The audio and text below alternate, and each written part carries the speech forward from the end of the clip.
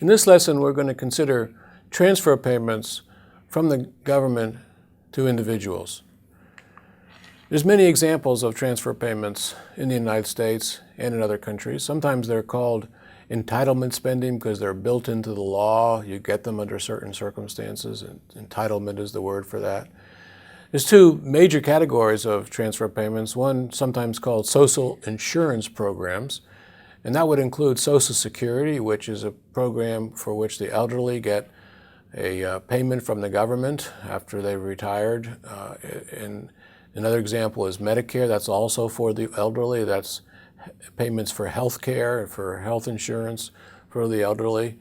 And then there's unemployment insurance, which is what workers get when they're laid off. If they're in the employment insurance program, if they get laid off from their job for a while, they get checks from the government, which is effectively what's called unemployment insurance. So those are all examples of insurance programs that are payments to individuals. They don't depend on the income of the individual.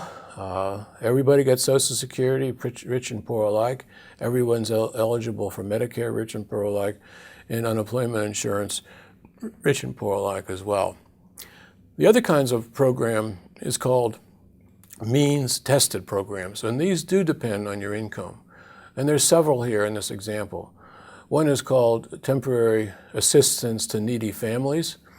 It used to be called AFDC, Aid to Families with Dependent Children, until the 1990s, 1996 to be particular, where there was welfare reform that transformed the AFDC into this temporary assistance program for needy families. This is a program sometimes just called welfare, for which low-income people or poor people are able to apply to get assistance from the government. It's kind of a social safety net to make sure people don't really become almost no income, and so basically it helps at the very bottom. Medicaid is also an insurance program for low-income people below a certain income. They're eligible to be part of Medicaid, which is an insurance program for medical care. Food stamps also for low-income people. Food stamps are a way to get coupons or stamps to actually buy food. And so that's also an example of means tested. Your income's supposed to be below a certain level. And finally, the tax system also provides assistance to people with something called a refundable earned income tax credit.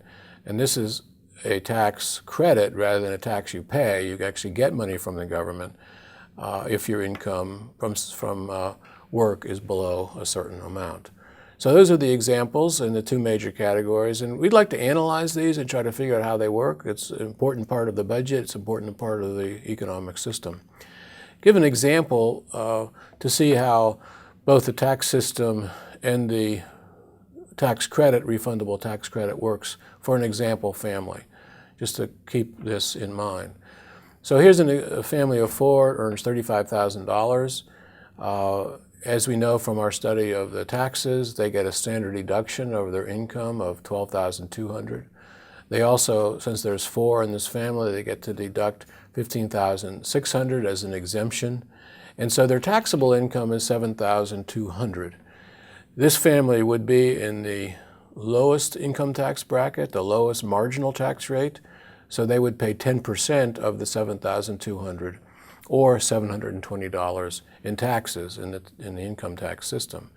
But then there are the credits, which are really aimed at lower income individuals. There's the child credit, which you get $1,000 per child. This family has two children. It gets to take off $2,000 if you like. That's the amount shown in parentheses.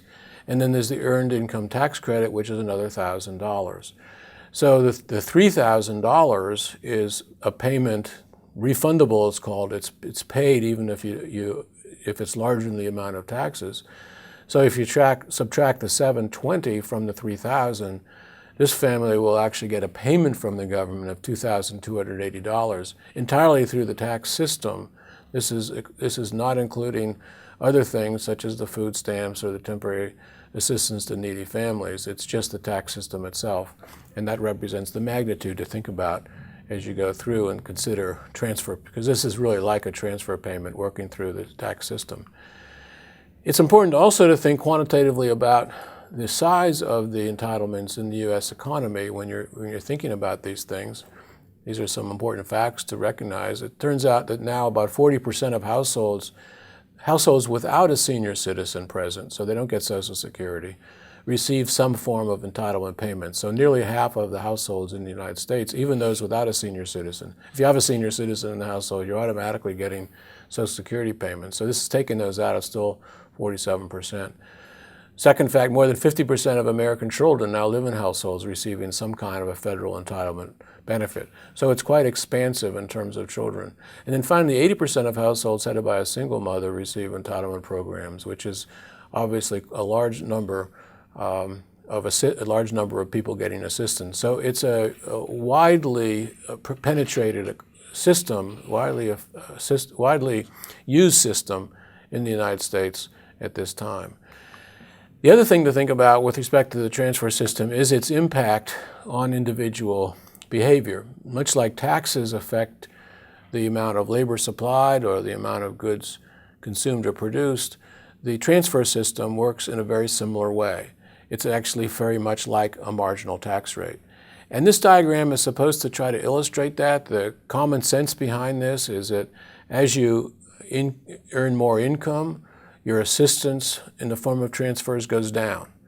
And that affects effectively the marginal amount you get from working more. So for example, in the upper part of the diagram, you can see hours of worked on the horizontal axis, and the total income on the vertical axis. That's hours of work on the horizontal axis and total income on the vertical axis. The line that goes up from the origin there, from the beginning, represents your income from work. That's your payment, your salary, or your wages from your job for this particular example. And then the welfare payment, which we've seen examples of, will give that amount when your income is zero, and then it will start to decline as you earn more until you're off the welfare completely. And so when you look at that diagram, note that the slope of the total amount of income is nearly flat. It's much lower, much smaller slope than the curve without the transfer payment system. And that represents a disincentive to really work because you're getting relatively little from it. Your income is rising just a little bit as you earn compared to a lot here. And so that's the disincentive, the marginal tax rate effect on incentives. If you think about how you might fix this problem with some kind of a reform, well, there's really only two ways to deal with it, as illustrated in this diagram. One is to phase out the welfare more slowly, and that's in the next diagram. So in this case, you start with the same amount as up here, but then you reduce it more slowly, and so people at that level of income are still getting some welfare payments, where before you made that reform, they're not. And so this is a possible way to make the slope of this line steeper, which you want to do here. So there's some incentives to work, but it means paying welfare payments, transfer payments to people who have relatively high incomes up here in this picture.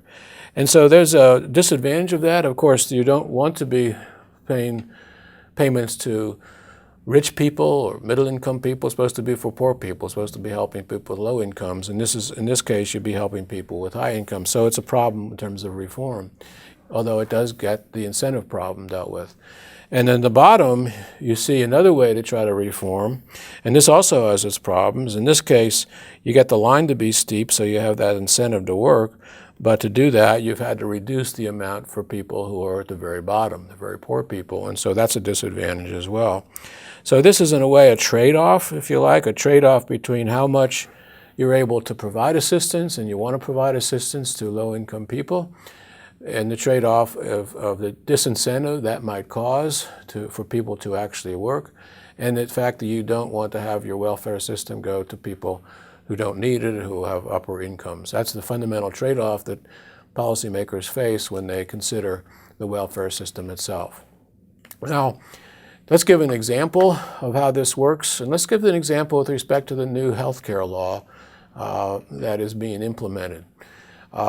Because the same kind of thing must occur with respect to this kind of program, because it also represents payments to individual. So just to review, the Affordable Care Act, or more formally the Patient Protection and Affordable Care Act, provides subsidies to buy private insurance for individuals. The way it works now is if your income is up to 133% of the poverty line, then a family can go on Medicaid, the program for low-income individuals. The poverty line in 2014 is $23,300 for a family of 4, so those people would be able to go on Medicaid. If your income is higher, in particular between 133% and 400% of the poverty line, then you have a subsidy, but it's phased out as your income rises. In this case, the subsidy is to buy insurance from private insurance companies rather than go through the government Medicaid program, Medicaid being reserved for the lower income people below 133% of the poverty line. So given this program, let's figure out where the disincentives are. We know there must be. So consider a family of 4, or the 55-year-old head of household, and suppose they're earning $80,000. In this case, the health care subsidy is $16,100, or what that means is their total income is $96,100.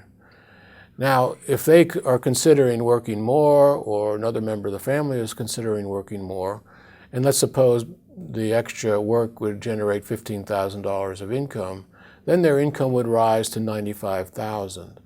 But with $95,000, the law would not give them any subsidy to buy insurance. They would be considered earning too much, too rich. For $80,000, you get an amount. For $95,000, you don't. But what that, of course, means in this example is that they will actually lose money, not get just a smaller amount of money, but actually lose money if they work more. And they would get a $15,000 increase in their salary, but they would lose $16,100 in the healthcare subsidy. So it's a big disincentive, and that is a fact that has to be there for any kind of a program like this.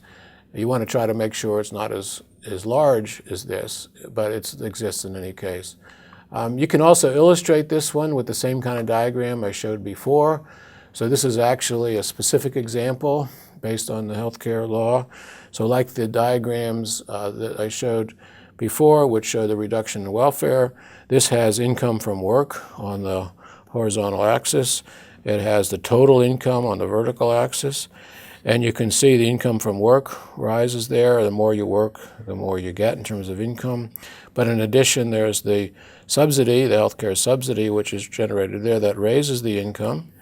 But then it's phased out. It's phased out slowly, and then it's just dropped off. And so it's that number we were talking about, where you're actually going to reduce your income as you move up in terms of hours of work, and that's the disincentive that's caused. So disincentives are always there. They're part of the system. You try to make them have the least of impact that's possible.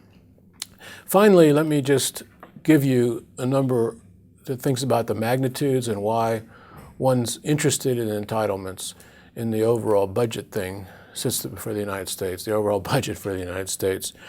This is just a picture of what the U.S. government is spending on entitlement programs, a couple of examples, and what it's expected to be spending in the future.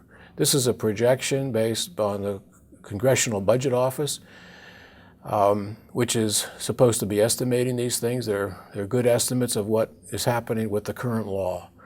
And you can see now in this picture, we're showing the healthcare spending by the federal government, so that would be the Medicare, the new healthcare system, the Medicaid, and the Social Security, which we've discussed, is shown in red. And both are shown as a fraction of GDP. So these are, since the total is rising, we're spending more and more and projected to spend more and more of federal funds on these programs over time. And many people think that's a problem because it really puts a lot of pressure on the budget. And in this picture, it's clear that the healthcare is a big part of that problem. So there need to be reforms. If we make this continue to go without changing things, then taxes will have to rise more and more. The budget deficit will get bigger and bigger, as we'll see more in the class. But just to summarize, we've done, in our looking at the transfer payment system, we've given an example of some of the programs. We've given an examination of those programs on individuals And now we're showing the overall impact on the economy, not only in terms of the total dollars spent in this picture, but also in terms of the fraction of people that are being supported by these transfer programs and entitlement programs. Thank you.